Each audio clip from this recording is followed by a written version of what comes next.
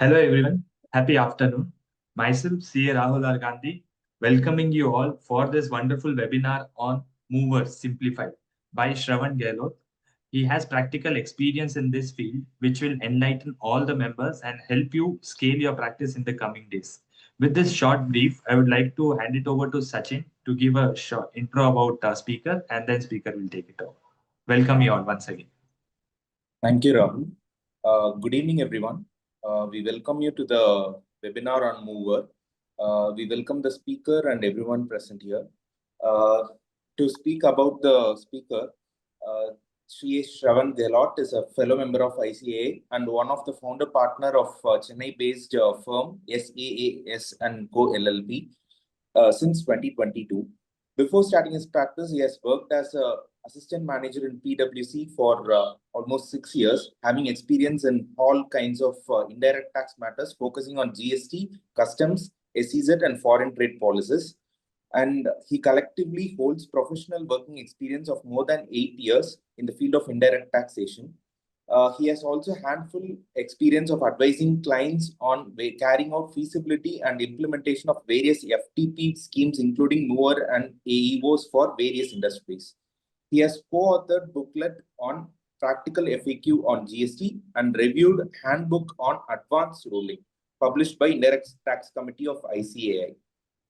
With respect to his passion and training, he is actively involved in taking various sessions on GST in both CGST and SGST offices.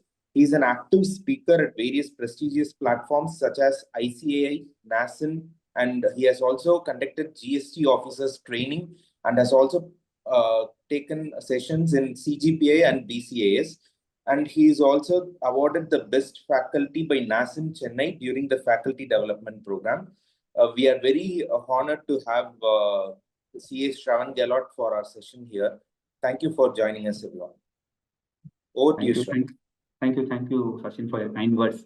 So before we start the scheme MOOWR Simplified, the objective of this presentation is to ensure that this scheme per se is simplified for you. Okay, so it is not like people normally have a tendency that customs I'm not practicing.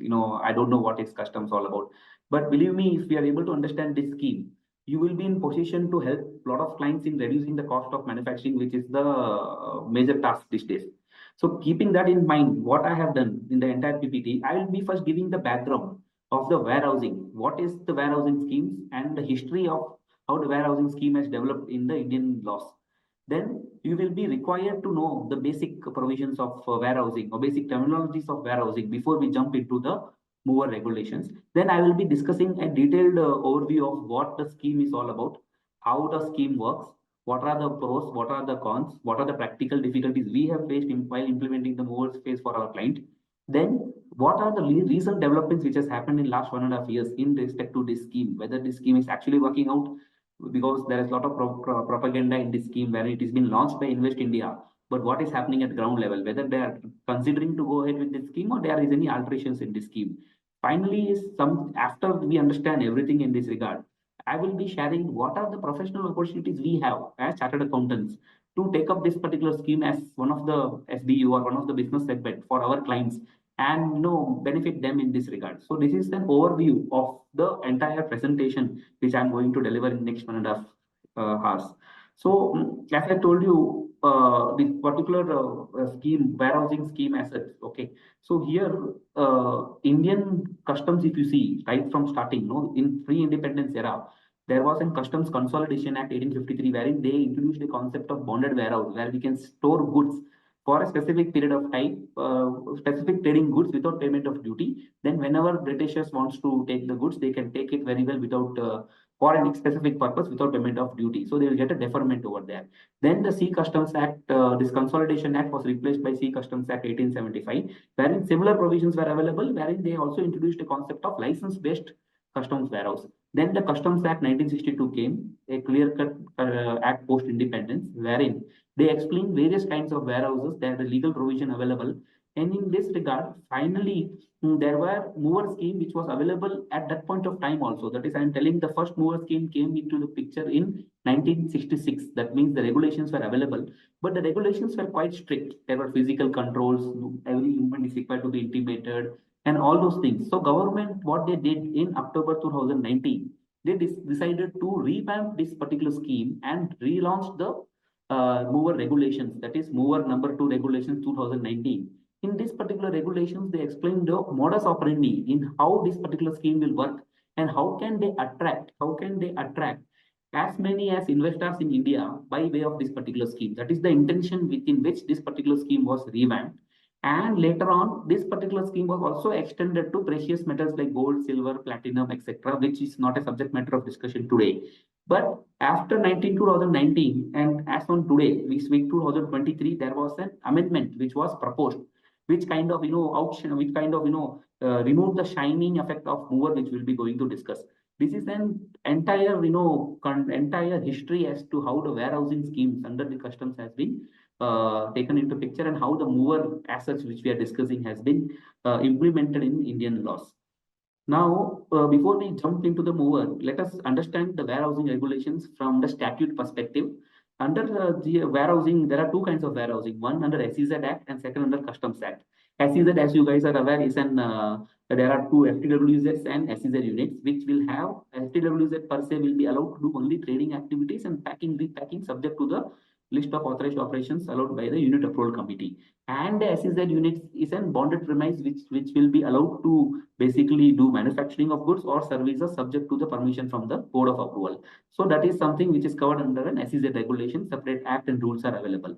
Now there are Customs Act 1962, wherein different kind of warehousings are available. One which is public warehouse. Basically, public warehouse is available for anyone. So it is basically the licensed warehouse given to a particular person, which is mostly near the port, wherein any person, that is any business person, XYZ, can deposit goods there until they want to clear the goods for consumption. For example, if I'm importing a machinery today, but my usage of this particular machinery is after 3 months, and I don't want to pay duty as on today, I can very well go to the public license holder, tell them to store goods by filing an into-bound bill of entry and clear the goods when I want to do based on demand basis. That is called public warehouses, wherein anyone can do anyone from that particular business community can store the goods on their behalf. Second is private warehouse. Now, this private warehouse as a concept is driven by Section 58, which allows a particular company to store particular goods and also do certain specific operations, but the operations were very limited. Only if you see before MOOWR, only trading, packing, repacking, and all those things were allowed. And now I'm coming to a MOOWR unit. Now, what happens? MOOWR as such is not a separate license. Please understand. MOOWR is a private warehouse under Section 58. Then plus a permission is given under Section 65 to do manufacturing in that particular warehouse. So MOOWR full form is manufacturing and other operations in warehouses. So basically MOOWR is also a private warehouse. So the private warehousing regulations will also apply. Plus a permission is given by customs under Section 65, wherein you can do the manufacturing activity in that particular warehouse, and the benefit of this particular goods and all those MOOWR schemes can be taken into consideration. This is the background which you have to understand before we go into the types of warehouses. As I told you, public warehouse is basically space which is given on rent by a particular license holder, wherein you can store the goods for X number of days for a business reason. Private warehouse is also similar to that particular public warehouse, but here the only company will get a license and they can do the activities which they want, wherein no particular permission is allowed. Now, what happened is the government were not seeing attractive investments in this regard, even though giving the deferment of customs and all those things. So they have collaborated with Invest India, and then they revamped this MOOWR scheme. And the particular agency who is responsible for promoting this particular scheme and filing the application is Invest India, wherein the government objective was to revamp the MOOWR scheme in such a way lot of foreign direct investments comes into India. And in accordance with that, the entire warehousing regulations were changed by introduction of Section 65 by way of a notification, and the relevant circulars were issued. So this is the background of understanding what warehouse is all about. So until we don't understand where the statute is coming, how the MOOWR is actually under which statute is governed, under which particular regulations are to be seen, it is difficult for us to appreciate also the thought process within which this particular scheme was launched. Now, There are a lot of terms which we have to understand before we go into the mover, but let us understand certain basic things. Warehouse means public warehouse, private warehouse, special warehouse, or a mover. Warehouse goods means any goods which has been deposited into the warehouse by filing something called into bond bill of entry. Now, what is into bond bill of entry? That I will be explaining in the subsequent slides. Warehousing station is also similar to a warehousing, it's an area which is designed to be a warehouse station under Section 9 of Customs Act. One of the classic example is JNPT, which has a warehousing station. Under that warehousing station, there are a lot of private warehouses and public warehouses license given to the various holders. Now, unique warehousing code. If I want to relate this unique warehousing code with GST number, it is basically nothing but a unique warehousing number which is given to a warehouse which has been licensed by the customs. Like how we have GST number 15-digit linked to PAN, we have a unique warehouse code linked to a particular warehouse independent, and this particular warehousing code is relevant and important for us to obtain from customs once the license is obtained, so that this code can be mentioned in bill of entry for getting the benefit what we are intending to do so. Radio RFID OTL, one-time lock. Now, what is actually customs and government of India doing? They are trusting the importer. They are trying to tell that you import, don't pay duty only when you are clearing the goods for domestic consumption. And if you're not clearing the goods for domestic consumptions, but you're exporting the same, don't pay duty. So basically, Indian customs is trusting the importer. Now, for Indian customs to trust the importer, they want to place a lot of regulations and conditions. So one of the condition is any import consignment. If you are importing under any of the warehouse and it is being transported from a port to the warehousing location, then it has to be imported under a radio frequency one-time lock. That one-time lock is like a machine wherein that particular, not like a machine, it's like a gadget wherein we have to put that OTL, and that OTL is not required to be broken or during the course of transit, and the movement of goods should happen within the container which is fixed by this OTL. Then into-bound bill of entry. As I told you, there are two kind of bill of entries under customs. Many of us are aware about bill of entry for home consumption. Basically, bill of entry for home consumption means what? If we are importing any goods for the purpose of business and we are clearing the goods from customs, then we are required to file something called bill of entry for home consumption. We have to pay the relevant duty, that is IGST, BCD, and after payment of duty, we can use that particular goods for our business purpose. That is why it is called bill of entry for home consumption. Now, another kind of bill of entry is bill of into-bound bill of entry.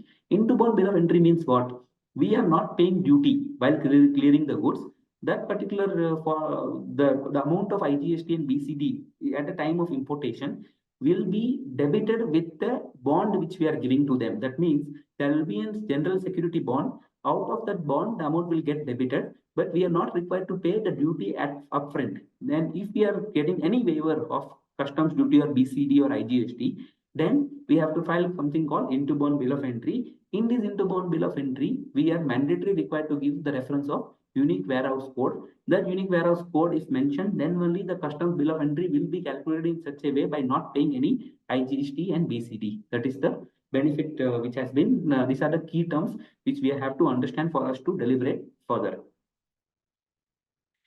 Now, we know the background, we know the key terms. It is important for us to also understand what are the flow of events under warehousing. Okay, so under the goods which we are importing under if we are importing goods into India, and if we are filing directly the bill of entry for home consumption, that means directly we are using the goods for the purpose of business, then we are required to pay the applicable customs duty, and the goods can be used for the out of charge will be given for home consumption. But under warehousing, we are required to file something called into-bound bill of entry. Once we file into-bound bill of entry, the permission will be given by the customs authority to deposit the goods into MOOWR. During the transportation of goods, the goods are required to be transported in a one-time lock. Once the goods are deposited in a MOOWR, there are again bill of entry. If assuming that I am importing, let's take an example of iPhone. In the entire scenario, let's take an example of an iPhone. If we are importing and if we are doing importing components and raw materials for assembling iPhone in India, then if we are doing in the bonded warehouse, we have to file into-bound bill of entry. And at the time of filing into-bound bill of entry, we have to transport the goods from the port to the, one minute. If we are importing the goods into the into-bound bill of by way of a warehouse, I am getting this disturbance. Is it, Sachin, can you confirm is it audible? Because I'm getting my voice again and again. It is audible. It is audible, Shravan. Yeah, because I'm getting duplication of my voice. That's why I just wanted to check. Fine. So if I'm taking an example of an iPhone, if you see iPhone, 90% of the raw materials are imported. Only 10% of raw materials are normally assembled in India. So what happens if I am importing raw materials under a warehouse? Then we are required to file bin-to-bound bill of entry. Those components we are required to deposit in the mover. If this particular iPhone I'm using it at the time of in India, then I'm required to file X-bond bill of entry home consumption. And at the time of filing X-bond bill of entry, I will be required to pay duty on those particular components of raw materials for which I have not paid the duty at the time of original imports. Then, assuming that we are not filing the not clearing the goods in domestic consumption, but we are clearing the goods for further exports outside India. Then, at that point of time, we are required to file the shipping bill. That means the duty which we got the benefit at the time of importation will be deferred for lifetime if we are exporting.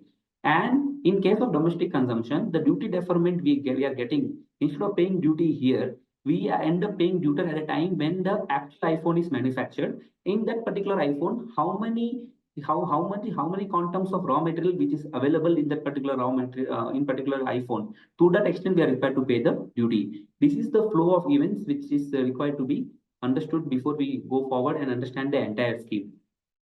Sachin, give me 1 minute. I'm getting the duplication voice. I'll just log out and rejoin. Okay. Yeah. Give me 1 minute. Yes, Okay. yes, Yes. yes. So Done. this is the basic flow of events which you are required to actually have control whenever you are importing under this particular scheme.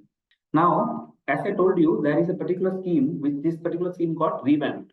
Let us understand about this scheme and how it is eligible under section 65 and under which scenarios we can very well go ahead with this particular scheme. Rahul bhai, I'm again getting this issue. Give me 1 minute. I'll check with that co-working space. So I think this is resolved now. Let's hope this is not disturbing us again. Am I Yes. audible? Yeah. Yes. So I was mentioning that this particular scheme is a revamped scheme. So let us understand how this particular scheme got revamped and under for which what is the eligibility for us to go ahead and so this scheme per se is applicable for units operating under section 65. So now as I told you, section 65 of the Act, Customs Act, is specifically designed for mover as such. Okay. So mover basically is nothing but a private warehouse under section 65 of the Customs Act. And that particular bonded warehousing, we are allowed to apply for mover scheme either for manufacturing and other operations. Now we have a main question which we have to discuss technically is that first, what is manufacturing? How will we contest whether our company is involved into manufacturing or not? For that, there is no specific definition per se which has been given in the Customs Act. So we have to take the precedent of the term manufacture available in Central Excise Act 1944 and 9.31 of FTP. It means anything incidental or ancillary to the component of a manufactured product, which is in relation to goods specified in third schedule involving packing or repacking, labeling and relabeling of containers, including the declaration or alteration of retail sale prices. Why I am telling this? Because for you to first understand whether this particular scheme is eligible or not, you have to first see whether the company which you are into, whether your client is actually doing manufacturing or not. We had an instances wherein one of the company was merely importing pen from China. Then they were doing packing and repacking, and they wanted to get a benefit of this mover because the customs duty on the pen was higher. And after doing the packing and repacking, as per the brand name which they want to get this pen as distributed, they want to export this particular pen. Then we approached the customs. We explained them that this particular company is only doing packing, repacking, and labeling. Then they told very much this scheme is eligible for you. So we have proceeded forward and we were able to reduce the cost of that particular pen to the extent of 12.5% of BCD and working capital impact of IGST. So whenever you want to see whether my particular client is eligible for this particular scheme or not, you should be either doing manufacturing. That means basically a final product which has to be arrived based on raw materials which you are procuring, or any other operations. Many other operations can include packing, repacking, labeling, or which is incidental or ancillary to the manufactured commodity. In one more case, I just want to share practically, is one of the company was just importing almonds, the raw almonds from California. They were sorting, grading, and kind of making it available in such a way which is ready for human consumption. So we had a doubt whether this particular process will qualify as manufacturing or not. The reason being, the HSN code for the raw materials and the HSN code of finished product was same. That means raw almonds and the processed almonds, the HSN code was same, and we were having doubt whether any change in the characteristics of finished goods, whether this particular thing will qualify as manufacturing or not. The customs told it will qualify under other operations, and irrespective of change in HSN classification, still you are eligible to claim the benefit of the MOOWR scheme. This also helped the client in reducing the cost to the extent of 40% of BCD, because if we import almonds from California, the BCD element is almost 40 rupees per kg or something like that. So we were able to reduce that particular cost, and our product, made in India product, was competitive in the export market. That is the eligibility for us to apply under the MOOWR scheme. Now, when you're reading this, you will also have a doubt whether I should be having this particular premise in a specified area or zone. Let me be very clear, irrespective of the area where your operations are currently being carried out, the manufacturing operations are carried out, you can apply for MOOWR scheme. That means the current factory that you are operating for manufacturing can also be equally eligible for you, subject to XYZ regulations in respect of privacy, security, which we'll be going to discuss in the upcoming slides. So what is the eligibility? First, you should be doing manufacturing or any other operations incidental to manufacturing, and you should be having a private warehouse application, which we'll be discussing in the upcoming slides. Now, the entire MOOWR schemes I have tried to picturize in this particular diagrammatic way. So what I will do, overseas supplier, if overseas supplier is supplying goods, that means I'm importing capital goods into a bonded warehouse. So when I'm importing the capital goods into bonded warehouse, I'm not required to pay the BCD, surcharge, and IGST at the time of import, because the benefit is available. We have to file into bond bill of entry, and we can clear without payment of duty as such.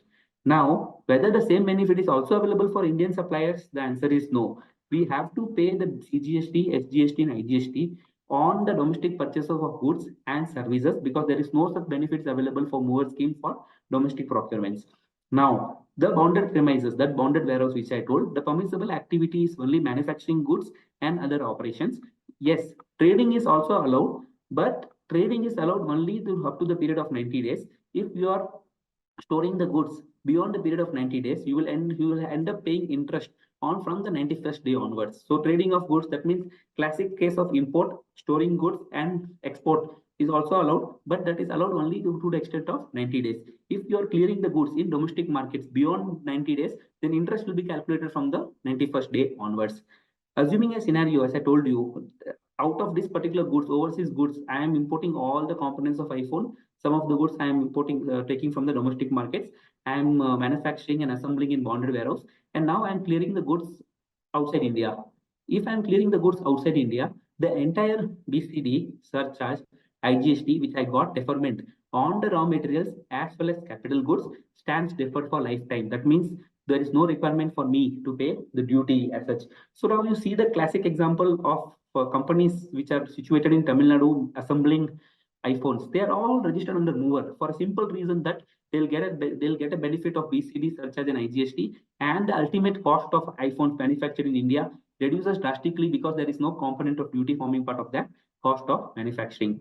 But if I'm not exporting this particular iPhones outside India, but if I'm using this particular good iPhones in India, then what will happen? Then also it is a very good scheme, because you are required to pay duty to the extent of raw materials which are forming part of that iPhone at the time of initial imports. To the extent of that particular duty, you are required to pay the duty. That means out of 1,000 raw materials, if you have imported here, only 100 raw materials have been used in manufacturing and using this particular goods, which are iPhone, which has been sold in a domestic market. To the extent of that 100 raw materials which are being forming part of that particular product, you are required to pay duty at the time of clearance, not at the time of import. So in domestic supplies also, we get the benefit of deferment of IGST, BCD, and surcharge. That also plays a vital role and helps the company to plan their working capital effectively. This is the entire scheme in which the MOOWR scheme operates. Now, the only catch which I wanted to you guys to be very careful is government initially proposed a scheme wherein BCD, surcharge, IGST, all the three schemes will be deferred if the particular goods are ultimately exported. Now, what government has done by way of introduction of Section 65A in Finance Bill 2023, they have told the benefit of IGST will not be available. That means you have to pay IGST upfront when you are filing bill of entry. That means into-bound bill of entry, and you can take credit of that IGST, and later on, if you are exporting, you can get refund of that. That is something which is actually injuring the MOOWR scheme. That means earlier the government used to give the benefit of IGST and BCD both. Now they are restricting the benefit of deferment only on the BCD. But the good news is this particular proposal in the Customs Act by way of Finance Bill 2023 is still not notified because of lot of legal challenges and lot of opposition from the current MOOWR players, because this will have a huge impact for the cost of production, and a lot of money is already being invested by MNCs in this MOOWR scheme. So this is something the government is trying to amend it, but they are not able to do so. So as on today, the position is very clear. IGST, BCD, surcharge, or any other additional customs duty will be deferred for lifetime if we are able to import the capital goods and raw materials, and ultimate final products are ultimately exported outside India. So now this is basically the modus operandi in which the MOOWR scheme operates. Now let us understand how the goods are actually procured into the warehouses. As I told you, the first thing is we have to file something called into-bound bill of entry. And at the time of filing into-bound bill of entry, there will be an exchange rate which will be available. Assuming if I'm importing goods on 1st of April 2025, the exchange rate is 75, and I'm importing 10,000 rupees, $10,000 goods, then 7,50,000, 75,000 will be the assessable value on which I am required to pay the duty. That means the assessable value remains fixed. Why I'm trialing this? Because if assuming this particular capital goods is sold after 10 years, then also the assessable value will be 75,000. The rate of duty will be applicable at the time of filing into bond at the time of filing bill of entry for home consumption. So we have to file bill of entry for into bond bill of entry, and when the goods are transported from the port to the factory warehouse or the MOOWR premises, it has to be properly transported by having a one-time lock. This is the basic condition at the time of filing. Second is, whenever we are as a part of the MOOWR compliances, there is something called triple duty general bond. Now, what is bond?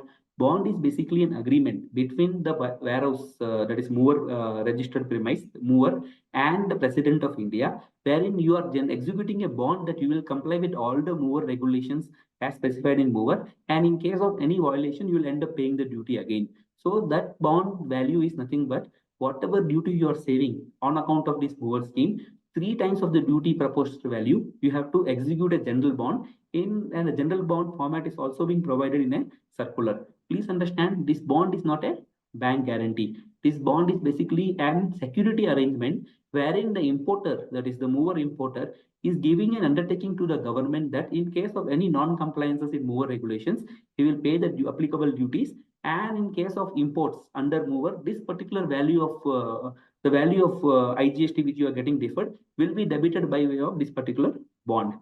Second important thing is, now as I told you, customs is trusting us, right? They are telling us you use this particular goods for MOOWR and other operations, we will defer the duty for you.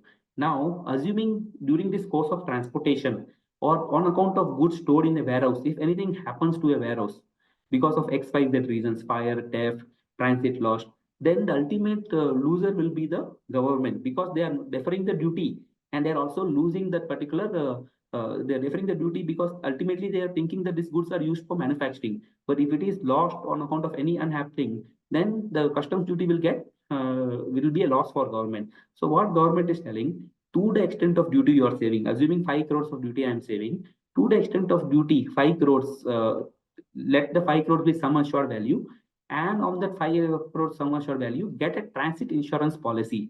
Transit insurance policy is basically the policy which you are required to obtain for all the to the extent of goods which you can save in the MOOWR. It will protect the government from collecting the customs duty from insurance company if there is any loss in this account. Please understand, General bond and transit insurance policy are mandatory documentation the importer has to obtain at the time of filing the application, or else the mover license will not be given.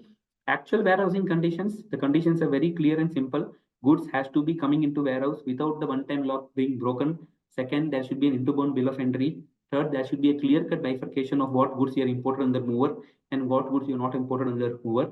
And then there is a circular 32 wherein they have given something documents and records which you are required to maintain, which you have to required to maintain in digital as well as manual form. Now coming to a warehousing period, one of the important question many people ask us is, sir, I'm importing capital goods today, and I will be using that capital goods for 25 years for the purpose of my manufacturing activities. Whether I will get the benefit of this customs duty benefit to the extent of 25 years, my answer is simple yes. The warehousing period concept is available to the extent to only in the private warehouse regulations. That means if you're importing, storing goods for a period of one for X number of years for getting the deferment, there is a warehousing period of 1 year which can be extended by way of permission from principal commissioner. But in case of mover, there is no warehousing period as such. For an indefinite period, you can store the goods, get the deferment, use the goods for manufacturing. Only when you dispatch that particular goods in domestic market, you are required to pay the duty. If at all you're clearing the goods in export market, the duty gets deferred for infinite period. These are the basically procedures which is required to be taken into consideration at the time of procurement into a warehouse. Now, clearance of from warehouse. There can be two types of clearances. One is basically export of goods. That means I am using those particular raw materials for the purpose of export. That means the final finished product, in our example, the iPhone, is exported outside India. Then in those cases, there is no requirement to pay any duty. We are required to file the customs. Shipping bill. And one thing which I want to bring to your attention is, whenever you are applying or importing raw materials under mover and you are using these particular raw materials for the purpose of manufacturing the finished goods, and those finished goods you are exporting, you will not be eligible for drawback benefit under customs. You will not be eligible for road tax benefit under the customs. These are the two benefits you will not be eligible. The logic is very clear. Because we are not paying any duty on the imported raw materials and the imported capital goods, that is the reason why the benefit of road tax as well as the drawback, all duty drawback is not being extended to the imported which is registered under the mover license. This is one thing. Second, if I am clearing the goods for home consumption, if at all you're clearing the bill for home consumption, the only thing you have to take care is you have to pay duty not on the entire value of raw materials which you have imported, only to the extent of raw materials which are forming part in the finished goods. This becomes a very challenging task for a lot of companies because we will be importing a lot of raw materials at end point of time. So we should have a system in such a way wherein the bill of material is fixed for our finished goods, and we are able to calculate and pay the duty on that particular raw materials which are which are being imported in the remover at the time of clearance into the domestic market by filing an ex-bound bill of entry. That is basically nothing but an bill of entry for home consumption. Now we have a challenge here. I told you the value will be same. That is the value at the time of filing interbound bill of entry. Now, what will be the rate applicable? The provisions very clear. The rate applicable, that means the customs duty rate applicable at the time of filing bill of entry for home consumption will be the rate for the purpose of valuation and for discharging the applicable duty. So now you cannot go back and tell that, see, I had at the time of importation, the rate of duty was 12%. Now I'm clearing the raw materials by way of finished goods, then the rate of duty for that particular raw materials is 18%. You have to end up paying 18% because the customs law is very clear. The valuation at the time of bill of entry for home consumption is required to be taken into consideration whenever you're clearing the goods for domestic market.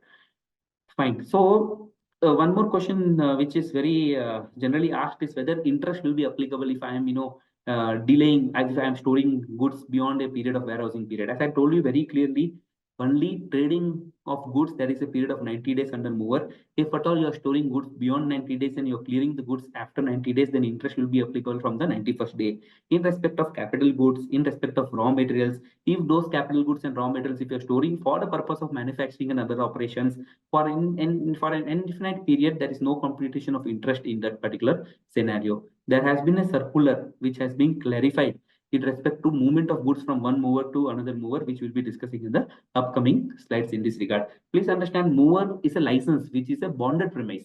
So if I want to transport the goods from one bonded premise to another bonded premises, obviously there will be no duty because there is no goods going for home consumption. But there is a procedure which we have to follow by way of debiting one particular bond and crediting another bond, which we'll be discussing in the upcoming slides. So before we, as I told you, nothing comes free of cost, right? MOOWR government is giving so much benefit to you guys that you will get the IGST benefit deferment, you'll get the BCD benefit deferment if you do exports and all those things. But at what cost? What are the things we have to take care? What are the documents we have to take care? What are the undertakings we have to sign? As I told you, bond is basically an arrangement and an agreement between the President of India and the importer that you will be complying with the conditions. And for that particular bond, we have to execute a bond 3 times of the value of duty what we are saving. Assuming if bond is duty what we are saving is around 3 crores, then 9 crores of the bond is required to be executed with Government of India. That particular bond is basically an electronic bond which will get reflected like our electronic credit ledger in the IceGate portal. So to the extent of duty goods, whatever you are importing, right? 3 times of that particular value will be debited from that particular bond, and that bond register is maintained by the bond officer in the customs in this regard. Please don't get any misunderstanding by comparing this bond with bank guarantee. There is no bank guarantee concept under MOOWR. There are bank guarantee concept applicable only in private warehouses for sensitive goods, but in MOOWR, the concept of bank guarantee is completely waived off. Only the bond is required to be taken into account.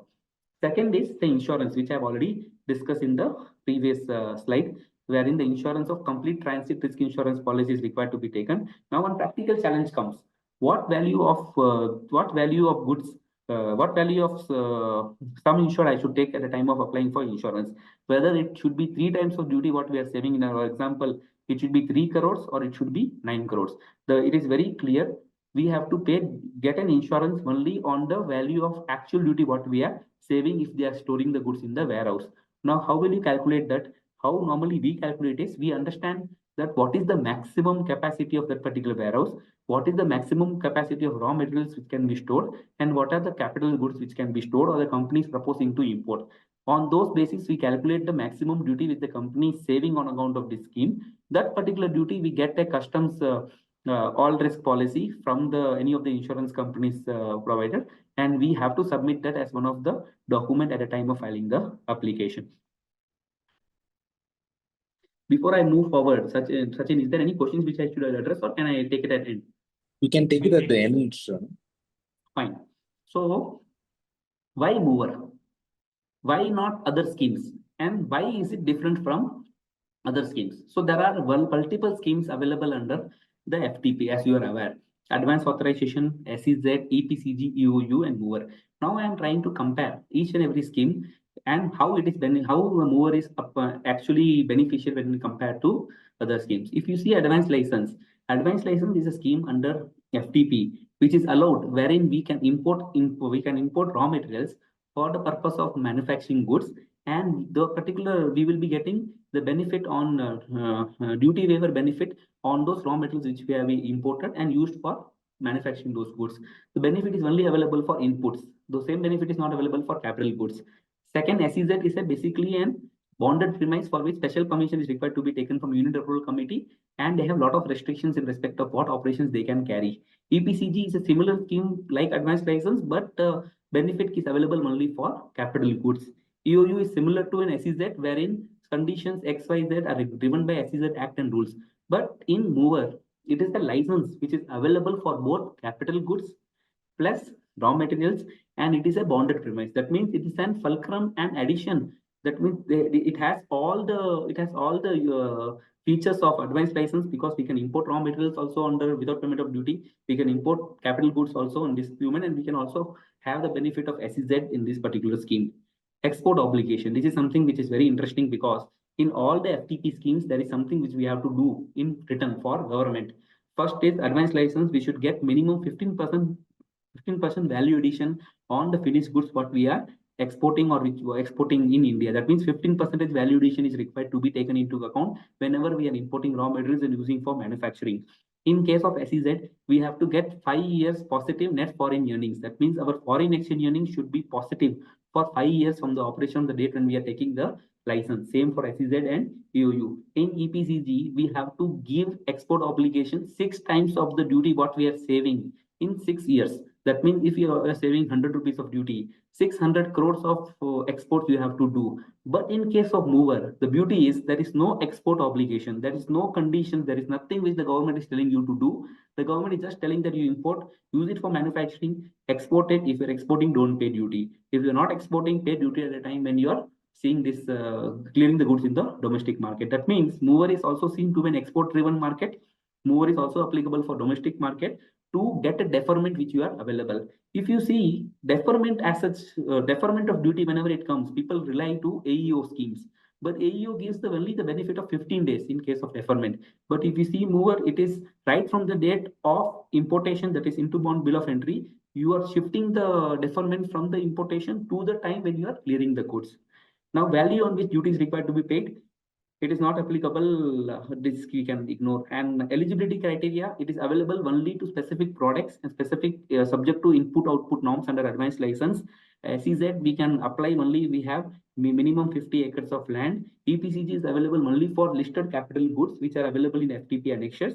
And UU also there is a commitment in respect of the investments what we are required to make. But in respect of MOOWR license, as I told you in the initial session, that the current existing factory can be converted into a MOOWR subject to the changes in the infrastructure requirements what we want to bring into this picture.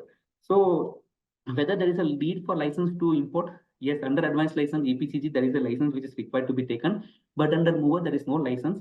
There will be a license one time it will be given, and warehousing code will be given that will be applicable lifetime until we voluntarily apply for cancellation. Why this license is very important? Let me give an example. Many companies maintain a lot of trackers, advanced license tracker, EPCG tracker, and at the time when this particular license the particular goods has been imported under this license, we have to apply with DGFT for something called EODC, Export Obligation Discharge Certificate. Then only the entire procedure is over. If we are not able to apply EODC, then there will be huge penalty and all those things in this regard. So from operational perspective, obtaining and closing the license under EPCG and advanced license is very difficult, cumbersome, and time processing, and a lot of corruption is also involved in this scenario. But however, in the case of MOOWR, once the registration is obtained, there is no requirement to go do EODC. The only thing which you have to take care is mention the unit approval, mention the unit warehousing code in the inbound bill of entry, get the deferment, use it for manufacturing operations, and then there is no such thing. Validity, yes, there is all validity for EOU. It is 5 years. SEZ, it is 5 years. EPCG and advanced license, it is 24 months and 12 months. But as I told you, MOOWR is a license-based scheme. It is valid for indefinite period without any renewal. And until and unless we can opt for voluntarily cancellation, the scheme will be, the particular license will be valid in this regard. Adherence to standard input-output norms. Now, what is standard input-output norms? Any raw materials when we are importing under advanced license or under FTP schemes, the government has given certain, for this particular inputs, this much will be the output which they expect. Okay. So there are certain standard input norms which the importer is required to comply in this regard. However, in particular scheme, 1 minute. In this particular MOOWR scheme, there is no SION norms being prescribed by the government. That means whatever standard inputs which you are actually maintaining as part of your process of manufacturing for the next number of years, or as per the industry, that SION norms are required to be fixed by the company. These particular SION norms are required to be given by company to the customs department. They will keep on record and they will verify. So there is no fixation or mandatory SION norms required to be followed in case of the MOOWR schemes at all. Now, depreciation benefit. What is depreciation benefit? It is not applicable in case of advanced license because it is only applicable in the case of raw materials inputs. But EOU and SEZ, it is available, and EPCG also it is available to the extent of duty export obligation what we have met. But under MOOWR, it is not available. It is very important for you because if you are importing a capital goods of say 1 lakh rupees today, and if you are clearing the goods, say you are disposing the capital goods after 25 years, whether depreciation benefit will be available for you to recompute the value and to pay the duty. Under MOOWR scheme, the depreciation benefit is not available. That means on year 25 also, you will have to end up paying duty on the value of 1 lakh, and the depreciation benefit is not available in the case of MOOWR scheme. But eventually when you compare the time value of money, that means the duty what we are saving on account of those capital goods what we have imported at year 0, vis-a-vis the duty which you are required to pay at the time of clearing the goods on year 25, it is actually the duty what we are saving is more beneficial than duty what we are paying at year 25. Bond and security, yes, advanced license, EPCG, SEZ, EOU, everyone has their own bonding and bank guarantee regulations in this regard. But MOOWR, as I told you, only triple duty bond is required to be executed, and there is no specific bank guarantee also available in this regard. So what are the key benefits? As I told you, I'm just summarizing now. Shit, I'm again getting that voice issue. Sachin or Rahul, are you getting my voice clear? Yeah, sure. Your voice is Sorry, clear. I'm facing some issue every time. Let me check again. Yeah. Okay. So now I'm just summarizing all the points which we have discussed. First is the deferment benefit. MOOWR is a deferment scheme. The deferment will apply for the entire period if you're exporting, and to the period of home consumption if you're clearing the goods in the domestic market. No export obligation as we discussed in the previous slide, because export obligation, that means even if you're doing 0% export, you can still go ahead and get MOOWR license for your capital goods procurement. No interest liability as such. Only interest liability will applicable on the 91st day when the goods are actually being traded. Though there is no geographical restrictions like EOU and SEZ, any particular premise can be a MOOWR, or any existing premise can also be a MOOWR subject to customs verification. There is no period. There is seamless warehouse transfer. That means warehousing period, even for X number of years, I can store goods of capital goods and raw materials. There will be no interest applicable, and there is no period within which the goods are required to be cleared. If I am having another two more premises, if I want to send the goods from SEZ to MOOWR, there are certain guidelines and instructions very well given, so there will be no problem as such. Yes, the refund with payment of IGST is very much eligible. See, this point will not be of much relevance because 9610 is removed under GST. But earlier, even if 9610 restriction was available, then exports from MOOWR was not a restriction under export with payment of tax. Compliances is easy. If you read Annexure B, it will be easy. If you are able to have if you have an ERP in place, you can configure the reports in such a way, and there is no validity of license as compared to any other schemes available currently under FTP. So now I know what is MOOWR. I know what are the key terms under MOOWR. I know what the scheme operates. Now I'm also very much aware of what are the benefits and disadvantages available. Now, as a consultant, what are the things I should look out to see whether I can propose this particular scheme for the management or not? First and foremost thing, what you have to do is you have to do something called cost benefit analysis. As I told you, MOOWR scheme has a lot of benefits. That means deferment, working capital impact, all those things. That X amount you have to compare with the company what they are losing. That means if they are into export market, they'll be losing drawback, they'll be losing road tax, and a lot of things will be there. So what normally we do, we take the projected numbers of last 3 years, compare the feasibility, how much is the export, how much is the domestic percentage, and then give a cost benefit analysis to them and see prima facie from the financial numbers, it looks that MOOWR scheme is beneficial for you because you are saving a lot of duty, you are saving a lot of duty, and you're saving a lot of operational issues also in this regard. And prima facie, sometimes you will see that MOOWR may not be beneficial for you because road tax and drawback itself is more beneficial for you in respect of the duty what we are saving. So all those things you have to take into consideration before deciding whether this MOOWR is suitable or not. For that, you can take the past numbers or the projected balance sheet, projected budgeted number if it has been given by the management. You have to always factor in three things whenever you are computing the cost benefit analysis. There is non-availability of drawback, both all India drawback and special brand rate drawback is not available.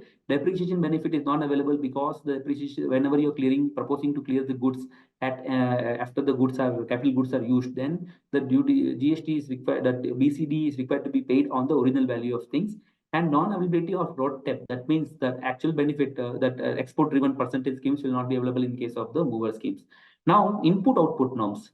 This is something which we have faced a lot of issues with customs. See, I am doing a particular manufacturing process for almost say 10 to 15 years.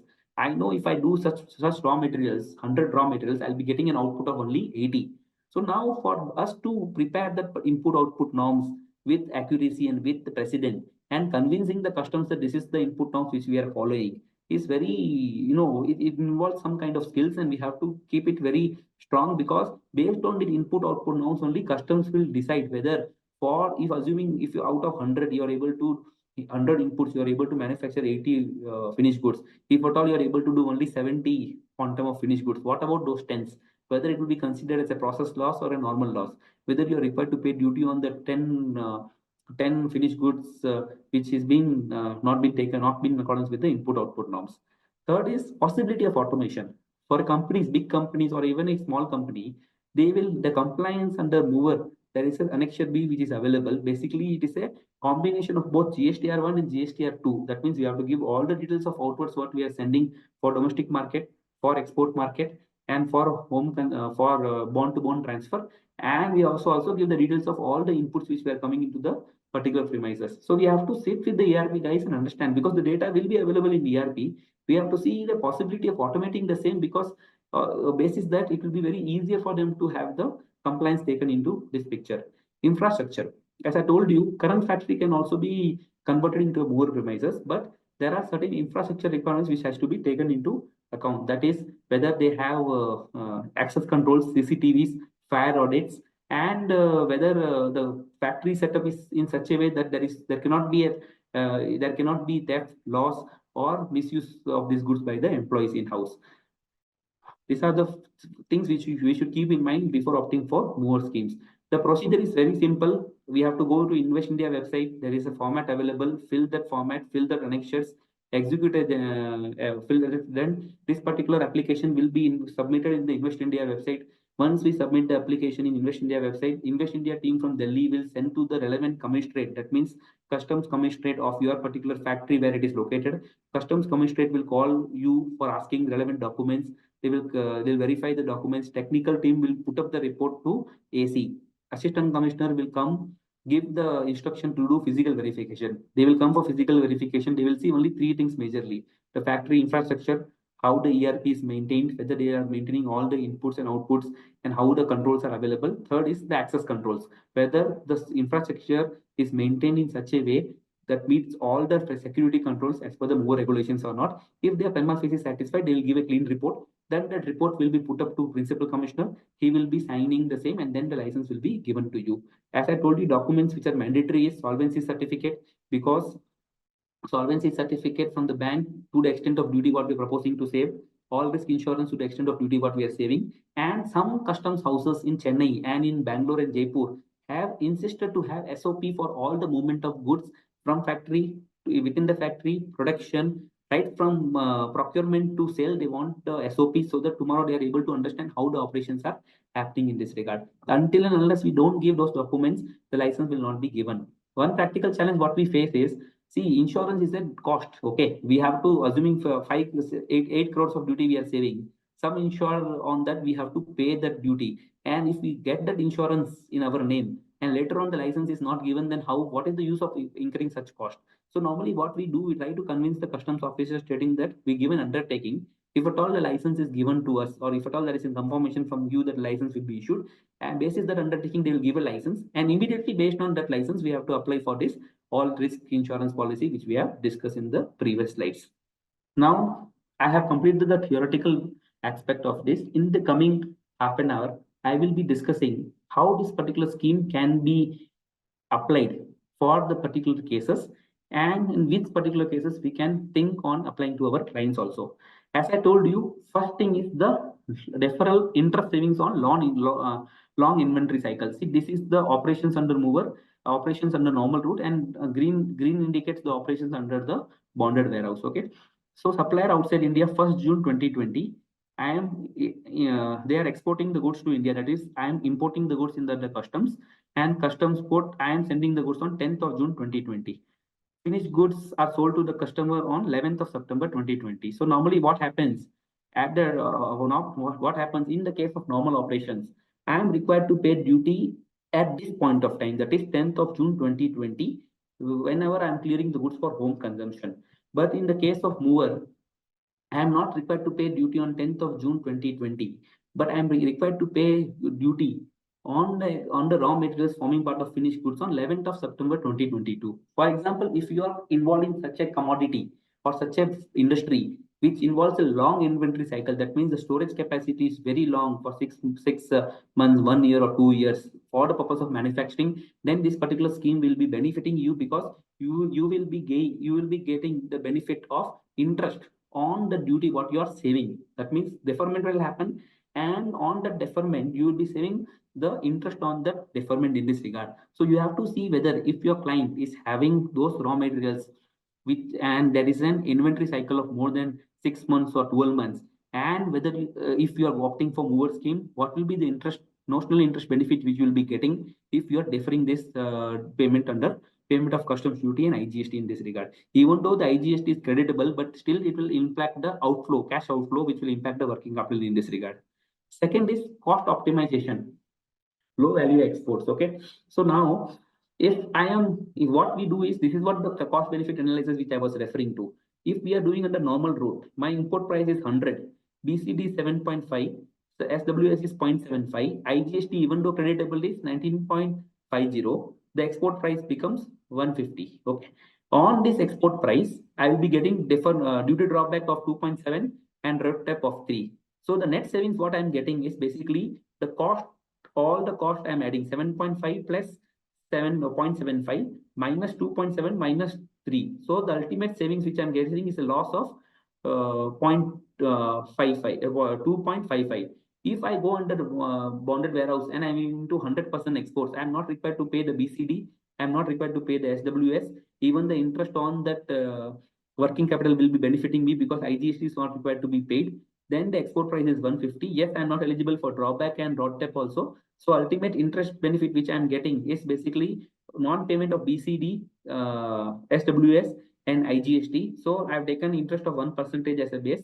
So I'm getting a benefit of 0.28 under MOOWR scheme as a positive benefit. When we compare holistically, MOOWR schemes becomes more beneficial. So whenever you are having a business model wherein you are relying on lot of import of goods, raw materials, at least 90% or 70% or 40% of high value import of raw materials, and you are using that particular finished goods for your export market, then this particular scheme is beneficial because you will get a lot of deferment on BCD, IGST and IGST and SWS, and also the interest for deferral, interest savings will be getting for deferment in not paying IGST.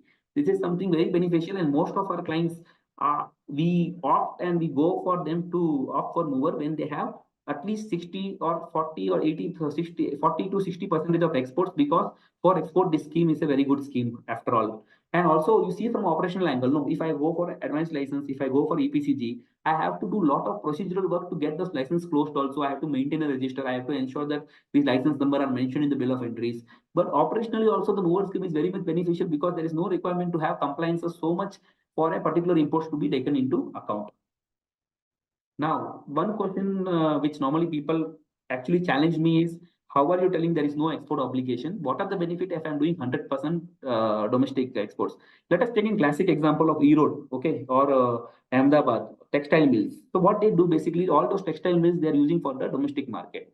But the capital goods which they are relying for the purpose of processing the textile mills is mostly imported. Now, take a scenario, I am importing such a capital goods and I am using for textile mills.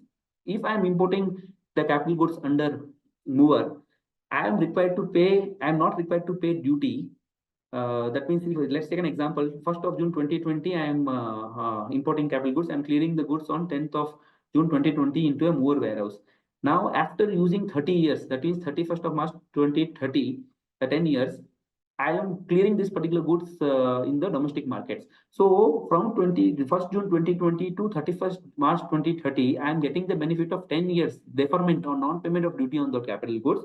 And I'm required to pay duty only when I'm clearing these goods for the further in the domestic market. Assuming if I am able to not sell these goods in sell these capital goods in domestic market, but if I'm able to re-export that capital goods, then you will be having a deferment of IGST or BCD or HGST for indefinite period. That means only the duty liability or payment of under import of capital goods will arise only if you are declaring that capital goods in the domestic market. If there is a position where you are able to re-export the capital goods outside India after the goods are being used for you, then the benefit of deferment will be for indefinite period and there is no requirement to pay the duty. So if you have a business model, even though if it is 100% capital, 100% domestic supplies, but there is high reliance on capital goods, this MOOWR scheme can be taken into account. One more question which I normally get from the audience is, if I'm using capital goods and I'm doing 100% domestic supplies, whether at a time of domestic supplies of those goods, I'm required to pay percentage of capital goods which have got the deferment? The answer is clear cut no. The duty requirement is required to be paid only on the raw materials which are included in those capital goods, not under, the raw materials which are included in those finished goods, and the capital goods will be deferred until those goods are cleared for home consumption. So I have given certain case studies which we have actually applied in our sector and got licenses for few of the clients. If you see, this green line indicates clearance of processed goods from the bonded warehouse, and yellow line import of food ingredients into bonded warehouse. Okay. So now what happened in my case, I told you there are certain almonds which has been imported outside India. I am processing that into bonded warehouse, and ultimately I am selling these goods outside India. So this is a very clear-cut case of low-value exports, wherein ultimate benefit of that means 99% of processed goods are made in bonded warehouse is exported, where 1% is supplied in India. So now what happens in this case? I am not required to pay duty to the extent of this 99% of raw materials used, capital goods which I have procured. That will eventually reduce my cost of manufacturing, and also the IGST benefit which I'm deferring will also be available.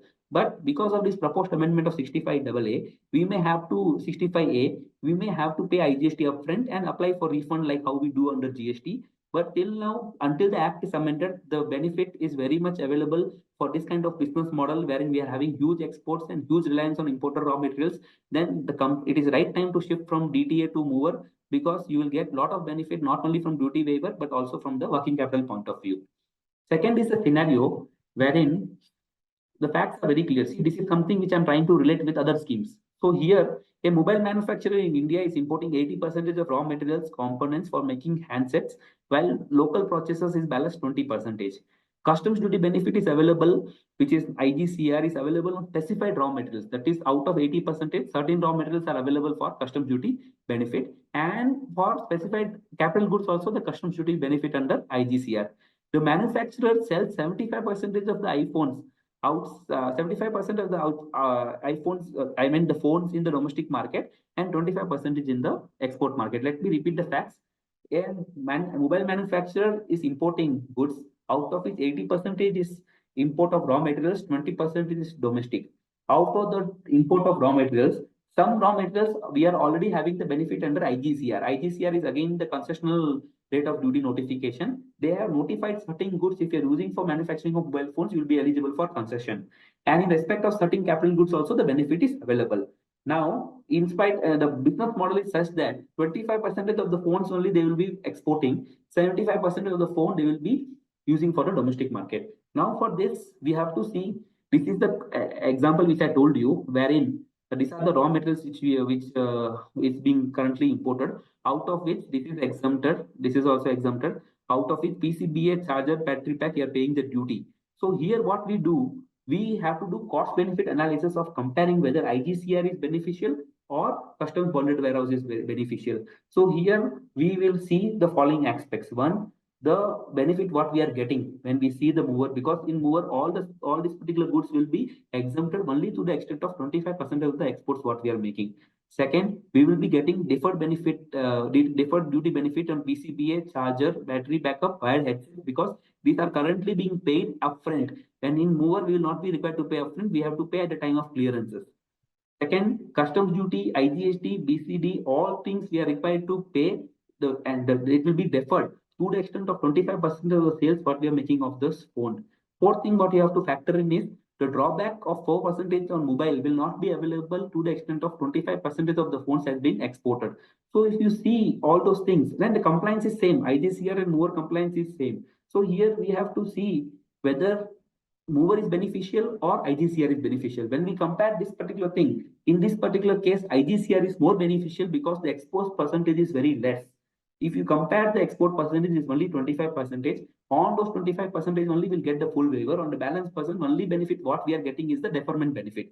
That deferment benefit, when we compare with the actual drawback and the road tape what we get, it is not beneficial for us to go under MOOWR. IGCR is very well operational and it is benefiting the company. Now, how can I see or consider converting to a mover? The focus area is, if it is export, yes, you can go ahead and do the mover scheme. There is no doubt on that, because this is primarily supporting the export market, provided if you have certain raw materials also, certain components of raw materials using the import market. Second, you are already having import of raw materials, import of capital goods using advanced license and EPCG. But can I still go under mover? Yes, because these schemes will not be operationally successful to you. In a complete mover scheme, you will be getting this benefit altogether. Manufacturing related activities like packing, repacking, labeling, if I'm doing on imported goods, mover scheme is available to you and you can very well opt for it. Now, when it comes to SEZ and EOU, you have to do cost benefit by comparing what are the pros and what are the cons. There is no blanket answer whether SEZ is suitable or mover is suitable. It will depend on case to case, and that is the pros and cons I mentioned already over here, depending on the previous slides what we have discussed. Now, if my focus is domestic market, can I go ahead for I'm doing domestic market and I have a trading business? Should I go for mover? No, because there is no benefit available. Merely for 90 days interest benefit, you should not go for mover scheme. Second, I have a very short inventory cycle, just JIT system, very short inventory cycle of 15 to 30 days. Should I go for mover? No, because you will not get the deferment, you will not get the interest savings will be very less, because ultimately the interest saving depends on how long you are saving the inventory after all. Second, import of substantial capital goods for manufacturing and sale of primary domestic market. Yes, if you have 100 crores of capital goods and your business for next 15 years is only domestic market, you should go for mover, because the benefit of 100 crores will be so substantial for you on the BCD IGST. So that benefit, when you compare with the duty what you are required to pay at the time of clearance of capital goods, it will be nothing considering the time value of money what you are involved into. So not all the cases the scheme is attractive. We have to see the business model and understand whether this scheme will be suitable for the business at a large, and then take things forward. One more thing which I just wanted to kind of highlight to you is, this is the scheme wherein we have to discuss with the promoters, the MDs, the founders. It is not the scheme we have to discuss and restrict only to the CFOs or a production manager, because it will have a lot of impact in the operations. The infrastructure has to be changed, the admin team has to change, there should be access control, there should be process controls. So until we get the confidence of management and we are able to satisfy the management that, see, one of the point is financial benefit what you are getting. Financial benefit plus the administrative aspects is required to be taken into account for us to decide whether mover scheme is beneficial or not, because this is a scheme. Before going into aspects, we have to be very clear, because it will be impacting the business of the company as well. Now, this is the last segment which I will be discussing on the recent developments in the legal side and the instruction side, what has happened. Now, this is an interesting case wherein they have issued an instruction in June 2022, wherein they have, without the power under the law, restricted the mover benefit for the companies who are involved in generating electricity, and those who are generating electricity by way of importing solar channels. So here the issue was, they issued an instruction very clearly stating that any particular company, solar company, who is generating electricity by way of import of capital goods, solar channels, are not eligible for mover scheme. So this matter traveled before the High Court, and there was a lot of contentions, and finally the High Court has held that this particular instruction is not valid, and there is no restriction available in the law to restrict a particular company for not applying the mover scheme. This scheme is very well available, and based on this particular instruction, this particular scheme cannot be curtailed down to a particular sector.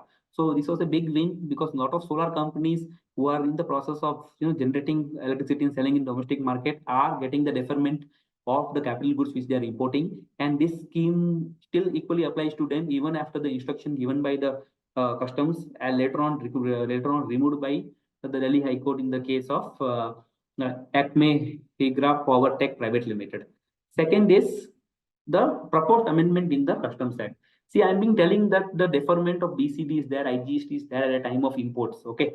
But there has been an proposed amendment wherein the IGST what we are paying at the time of imports are required to be paid at the time of filing inbound bill of entry. That means whenever you're filing inbound bill of entry, you will get the benefit only of BCD. This is similar to what we are getting under advanced license EPCG. Okay, so the government is moving towards the direction of this scheme, similar to the scheme and benefits available under DGFT schemes like advanced license and EPCG, wherein first you are required to pay the IGST, and if you are into 100% business, take the credit of that IGST and apply refund under GST as we are normally doing under section 54.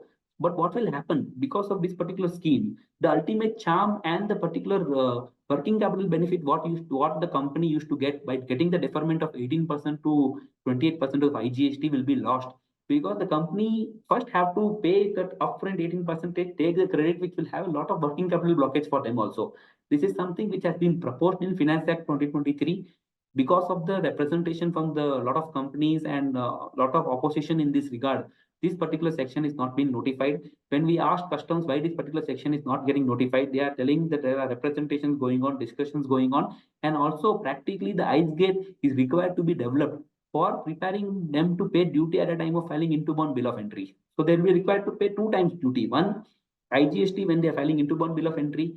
Whenever they are clearing the goods in domestic market, again they have to pay the BCD component which got deferred. So practically it is becoming very difficult for them to develop a framework of paying 2 times duty under one bill of entry. So it is why this particular scheme or section 65 is not yet notified. My personal view is this section should never be notified, or else many people who have invested into India will lose the confidence in government, because this will have a huge working capital impact for them, because a lot of companies have already a MOOWR premises. They are here only for the purpose of export market, and if we are told to pay IGST upfront, it will be a very big impact for them. Now, what is the difference? How is this particular amendment will be having an impact? As I told you, there will be two sections now. Section 58 private warehouse read with section 65(1). Now section 58 warehouse read with section 65A. There will be two licenses which were required to be given. Then there will be two bill of entries. One bill of entry at a time of interbound bill of entries. That time we have to pay the IGST, get the benefit of customs. Whenever we are clearing the goods in the domestic market, we have to pay again the BCD which we got exempted to the extent of goods available in the finished markets. Second, the benefits of deferment is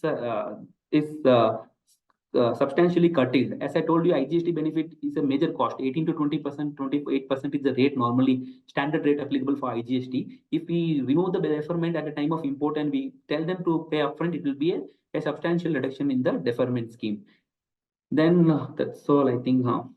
There is not yet notified. See, I'm just telling the impact. This is almost 2-3 years. It is being there in the law, but it is not yet notified. But if at all, you have to factor in this amendment, because today, if you get a license for the customs for the client, that you'll get the benefit of IGST, BCD, and surcharge.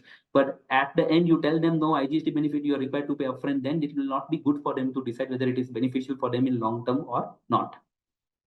Now, this is the latest instructions. So what has happened after MOOWR, as I told you, there are very limited circulars available. Section 65 is there, section 58 is there, 65A is there from the Act. There is circular 32 and circular 24, which is available, which talks about the procedural aspects of the benefits which are available. And there is a MOOWR regulation 2019, which talks about the movement of goods, procurement, dispatch, and all those things. But there are certain transactional issues which the clients are facing as on today.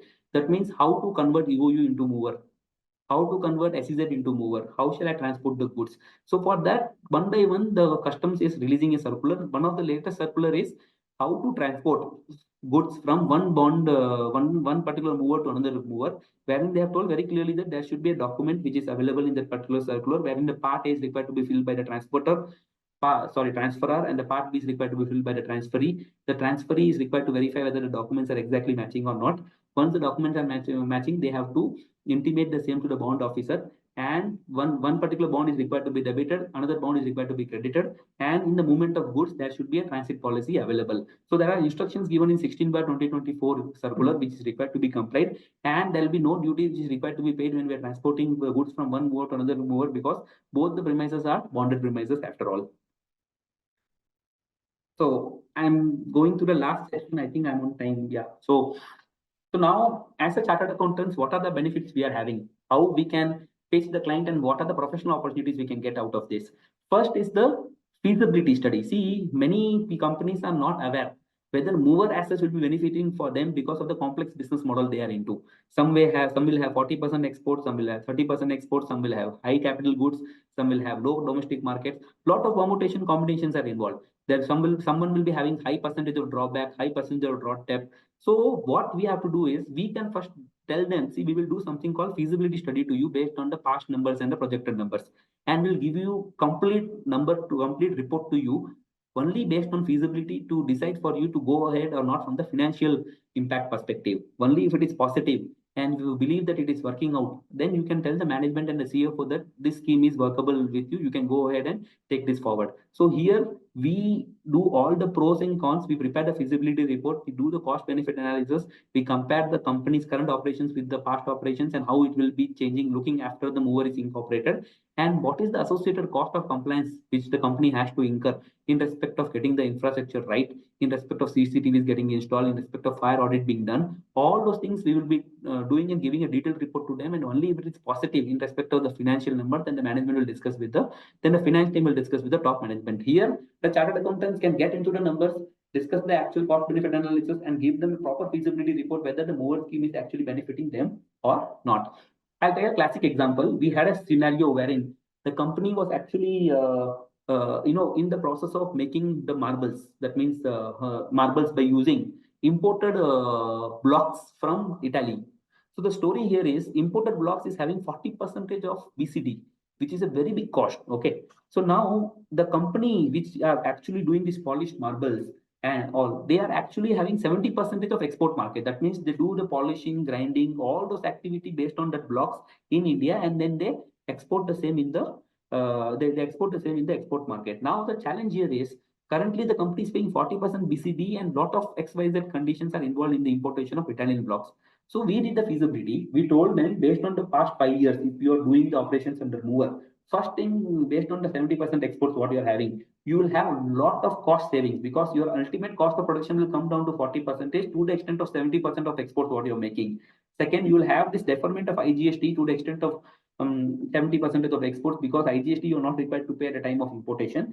Third thing is operationally you will be able to compete the same with the foreign market, because now when I'm sending this this particular marble made in India, processed in India, I'm comparing with another country, it is the Italian products, it is being very expensive because of this BCD. So we were able to kind of formulate that strategy to them, and we are able to reduce the cost and also design the factory in such a way that this is more compliant, and we were able to reduce the cost for them also. This is something which we do for feasibility study. Now, based on the feasibility study, if the CFO is telling yes, yes, boss, based on the numbers available, I believe that it is good to go with the numbers, and let us see if it is possible to take it forward or not. Then the entire application preparation, licensing, representation will be done by the chartered accountants. What happens? The application will be prepared online in Invest India. Once the application is prepared, we have to start there are a lot of documentation required, lot of undertakings, lot of numbers, duty savings numbers are required to be prepared. Once those is prepared, then we have to liaise with customs authorities to get this work done. They come for physical verification. The file is put up with the commissioner. We explain them the business model. We'll tell them the eligibility and how it is benefiting the country at a large.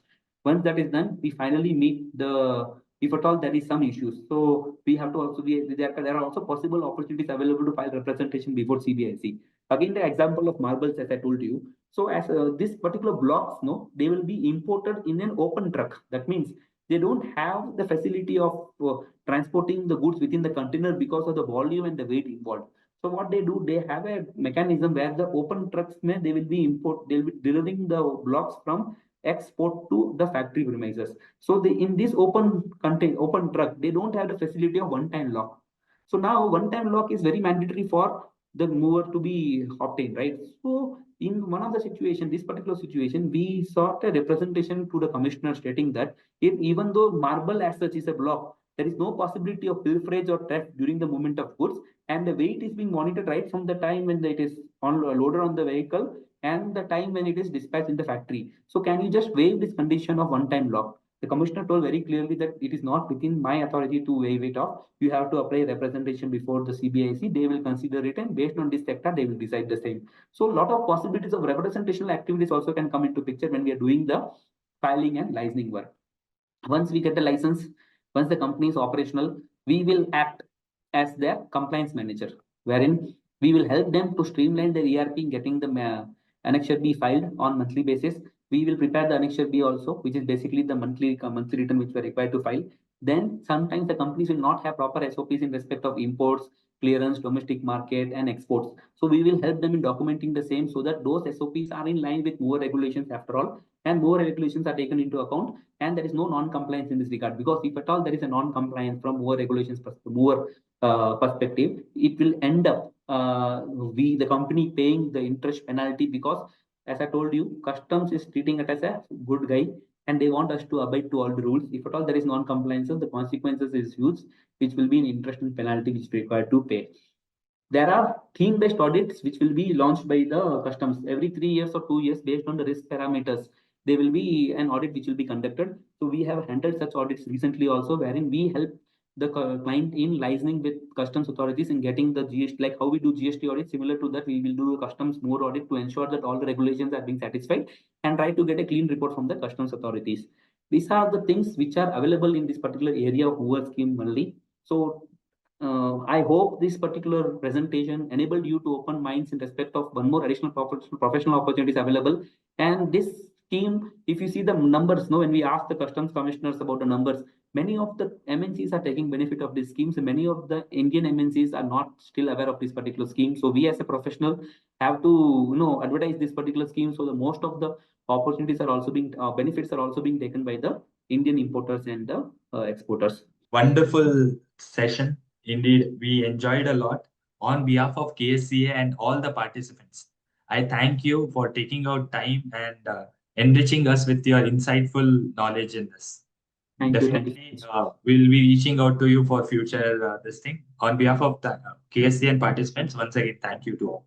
And thank you all participants. So I'll be sharing the PPT. You can send it across to participants, okay? Because the PPT is basically the essence of everything. They'll get to know the. I have put so much of content. It will be easier for them to understand without seeing the law. That's the intention. Okay. Done. Thank you. Thank you so much. Thank you.